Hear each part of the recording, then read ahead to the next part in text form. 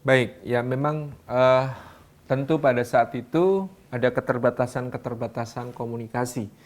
Wilayah Tatar Pasundan pada masa Perang Diponegoro secara de jure itu sudah diserahkan oleh Raja Mataram Amangkurat II pada tahun 1680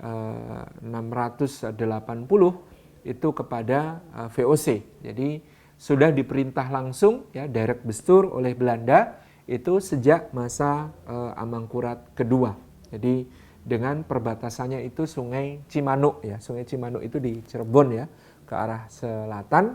Itu yang sebelah baratnya itu pada tahun 1680 sudah bukan lagi wilayah kerajaan Mataram Islam. Padahal sebelumnya sampai perbatasan Banten itu udah wilayah kerajaan Mataram Islam di masa Sultan Agung. Tapi di masa Amangkurat II untuk membayar jasa Belanda yang mengalahkan pemberontakan Trunojoyo, dia menyerahkan Priangan Barat ya.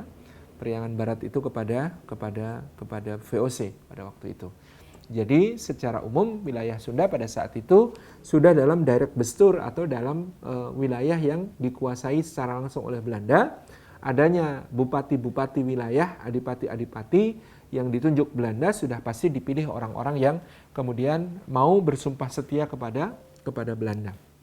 Sehingga agak sulit waktu itu diharapkan untuk memberikan dukungan kepada perjuangan Pangeran Diponegoro di samping karena kendala-kendala geografis dan kendala-kendala sosiologis ya. Kendala geografisnya antara perbatasan Jawa Tengah, Jawa Barat itu ya terdapat wilayah hutan sangat luas yang kemudian sulit untuk menjadi titik koordinasi masuk ke arah barat gitu ya.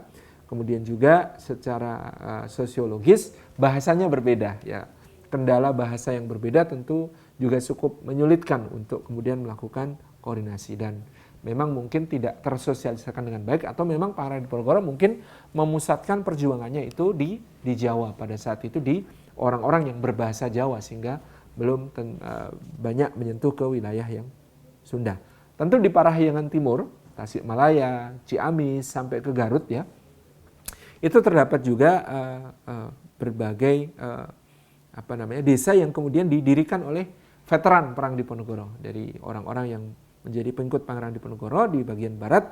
Tentu ada yang menyebar ke sana termasuk yang disebut sebagai tadi yang santri mungkin adalah salah satu dari syiar dakwah Pangeran Diponegoro yang kemudian bergerak ke berbagai wilayah karena ya syiar dakwahnya itu sampai ke Madura, pedalaman-pedalaman Jawa Timur bagian selatan ya yang kemudian dulu tidak tersentuh dakwah menjadi tersentuh dakwah karena persebaran pengikut Pangeran Diponegoro ini. Wallahu a'lam bishawab.